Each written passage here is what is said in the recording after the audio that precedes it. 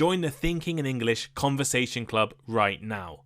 For just $2 a week, you can join with other English learners, practice speaking, have conversations, enjoy yourself, and use new vocabulary. We run conversation clubs every Tuesday and Thursday at 12 p.m, 6 p.m, and 9 p.m. UK time. So there's no excuse. You can join, and you should join right now. Join the Thinking in English Conversation Club, link in the description. Hello, I'm Tom Wilkinson and welcome to the Thinking in English podcast, a podcast for intermediate to advanced level English learners. Should employees be entitled to the right to disconnect? Should companies be banned from sending you emails or setting you tasks out of work hours? Or is this bad for business? Let's discuss this debate in today's episode of Thinking in English. You can find the full transcript for free over on the Thinking in English blog. The link is in the description. Check out my Instagram page and YouTube channel for more great content. Leave a like, rating and review wherever you are listening right now. Join Patreon to become a member of my conversation club. And here is today's vocabulary list. To disconnect. To disconnect. To stop being connected to the internet, phone line, or something similar. As in, sometimes I need to disconnect from the internet for a few days. To disengage. To disengage. To stop being involved in something, or to stop someone being involved in something. As in, the children refused to disengage from their game. Work-life balance. Work-life balance. The amount of time you spend doing your job compared with the amount of time you spend with your family and doing things you enjoy. For example, it can be difficult to get the right work-life balance. To blur. To blur. To make the difference between two things less clear, or to make it difficult to see the exact truth about something. As in, this film blurs the line, distinction or boundary between reality and fantasy. Boundary. Boundary. The limit of what someone considers to be acceptable behaviour. As in, try to show love while respecting each other's boundaries. Task at hand. Task at hand. The work someone is doing now. For example, let's concentrate at the task at hand. Policy. Policy. A set of ideas or a plan of what to do in particular situations that has been agreed to officially by a group of people, a business organisation, a government, or a political party. For instance, they believe that Europe needs a common foreign and security policy. Middle ground. Middle ground. A position between two opposite opinions in an argument, or between two descriptions. For instance, the UN peace envoy has failed to find any middle ground between the government and the opposition parties.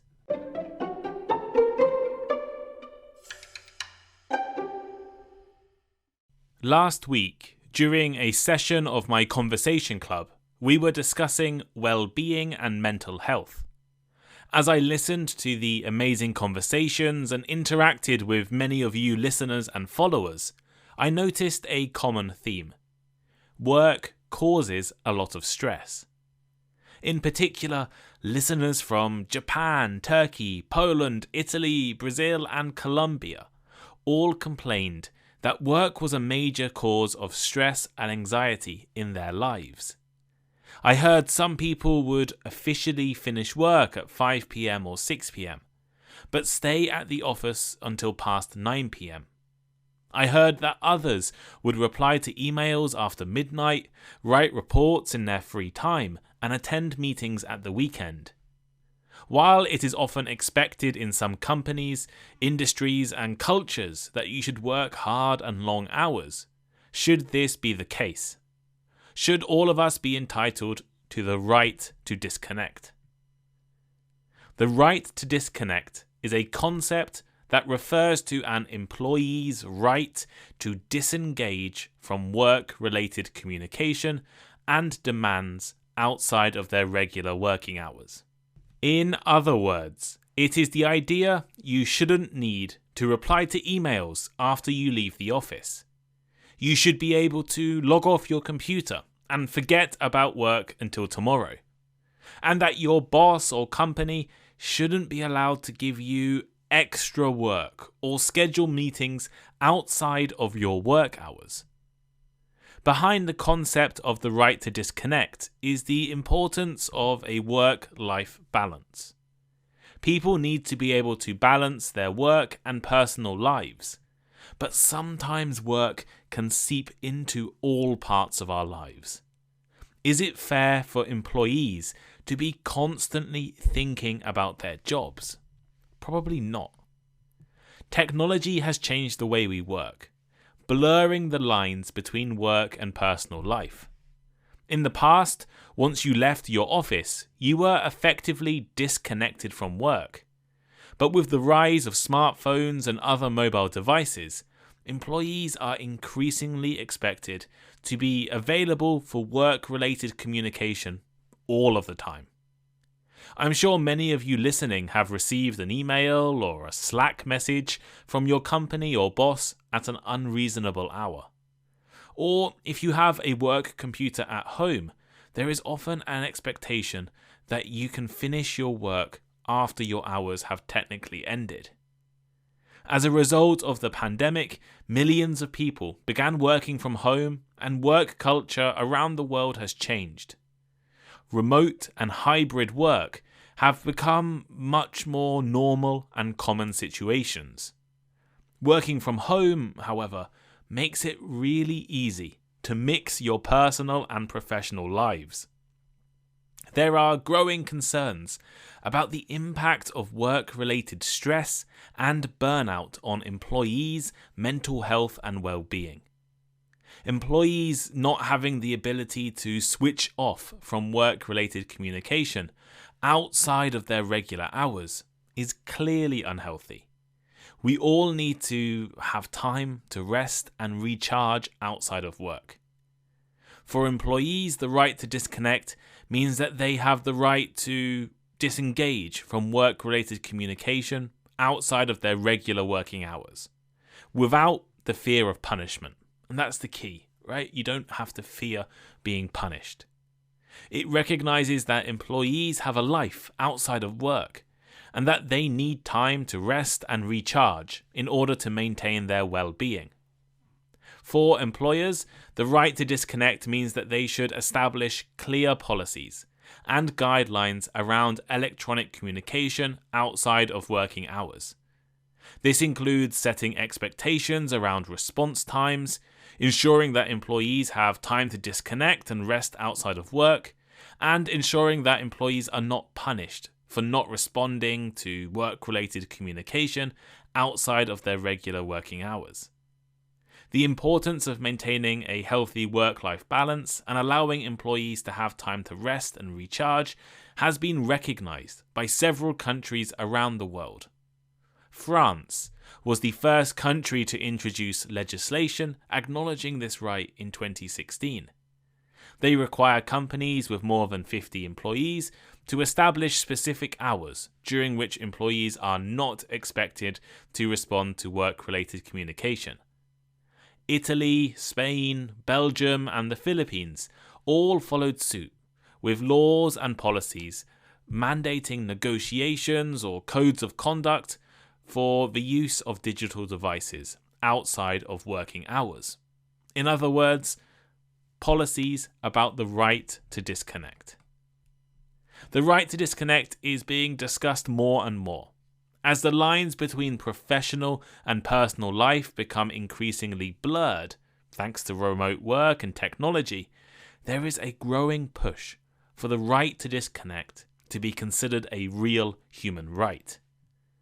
But on the other hand, business and industry groups are pushing back against this idea. They argue it could reduce efficiency and harm business interests. So let's take a look at some of the pros and cons of the right to disconnect. Pros of the right to disconnect. There are several advantages to disconnecting from work.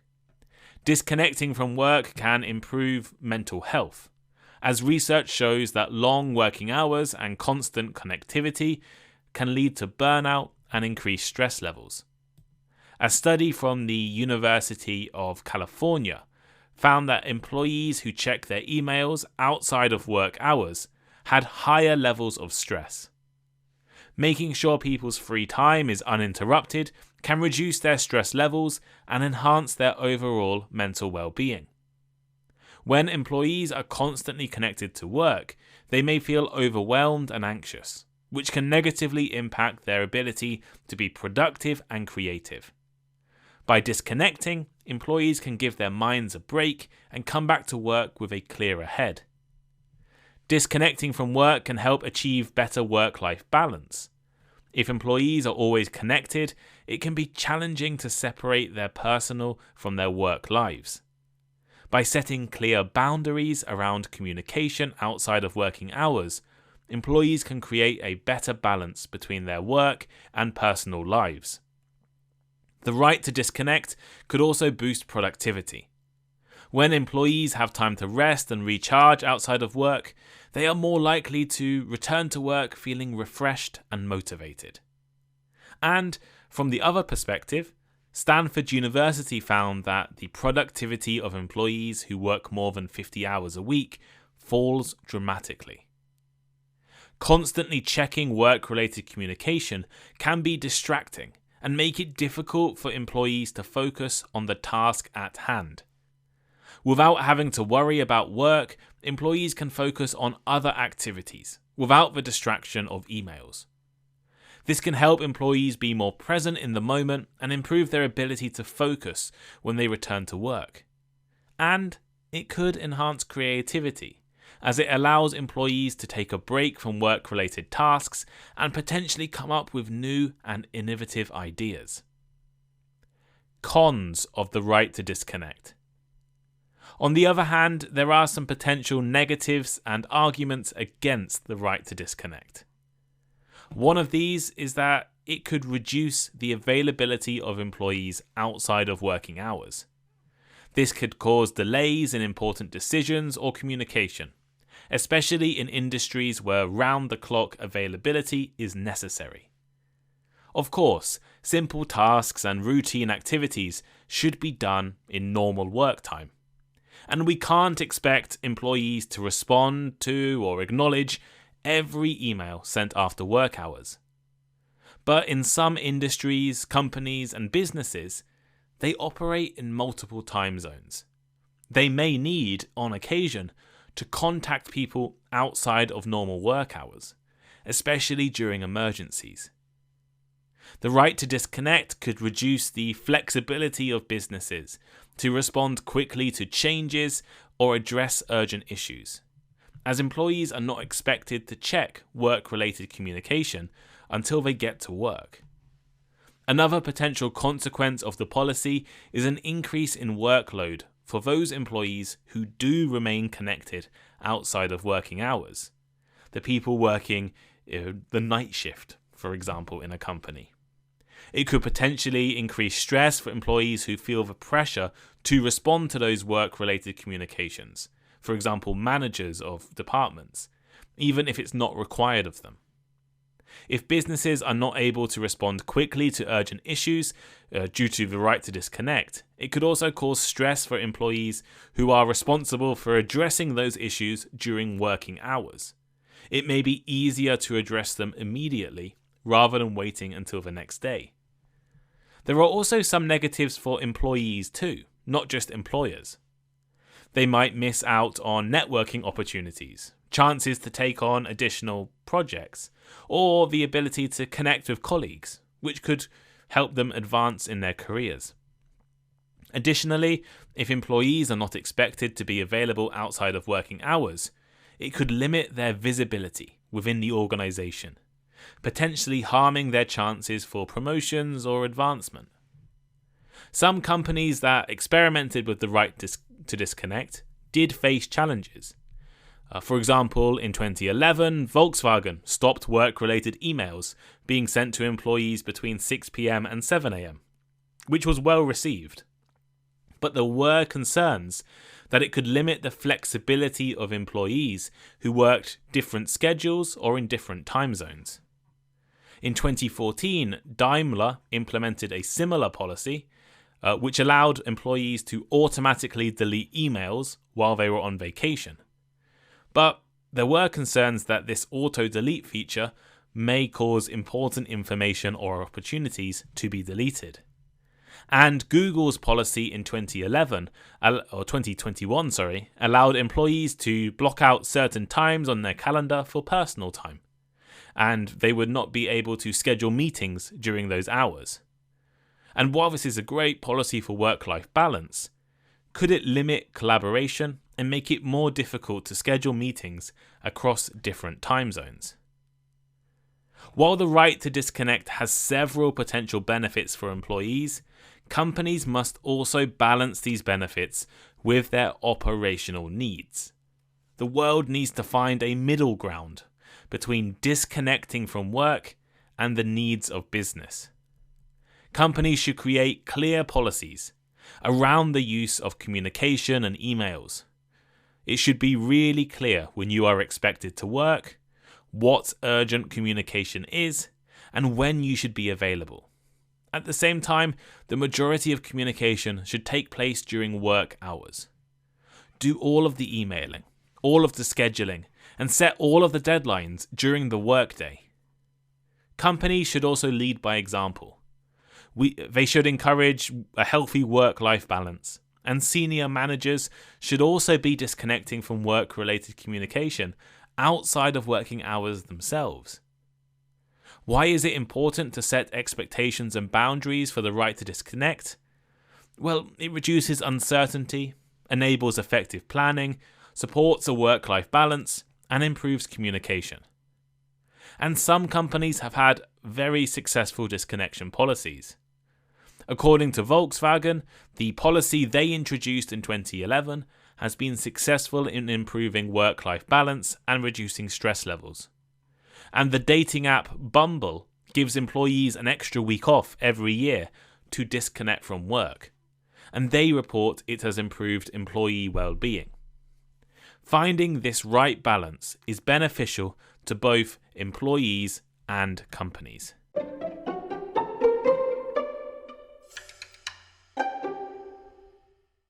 So here is today's final thought. Over the past few years, with changes in technology and the increase in remote working, the right to disconnect is being talked about more and more. Should employees be expected to always be contactable and able to work? Or should companies be limited or banned from communicating out of work hours? Industries and businesses need to find a middle ground, making sure that companies can be successful while ensuring their employees are healthy. But what do you think about the right to disconnect? Do you think companies should be stopped or prevented from contacting you after you finish work? Or in your culture, in your country, in your company, is this just not a realistic thing?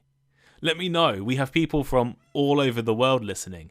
So if you can leave comments on Spotify or comments on the Thinking in English blog, we can all share our experiences from, people from Japan to China to Europe to South America. You can all let us know how the right to disconnect would work or if it wouldn't work in your countries.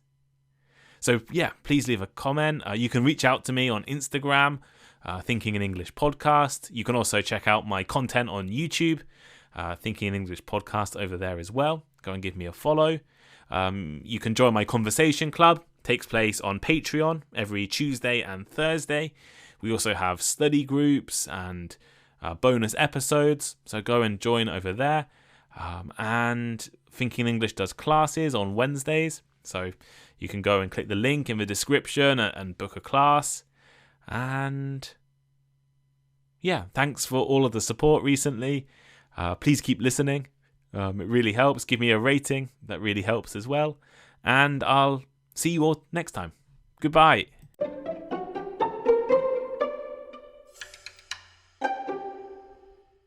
Do you want affordable English classes with a qualified and professional English teacher? Well, you're in luck. Thinking in English now offers English classes. We have classes for intermediate, upper intermediate, and advanced level students which focus on developing your English quickly and effectively. Classes focus on key English skills, and the best part is you'll be studying with a small group of Thinking in English listeners. The price is just $10 a class with big discounts for Thinking in English members. Click the link in the description or go to my website thinkinginenglish.link to book now.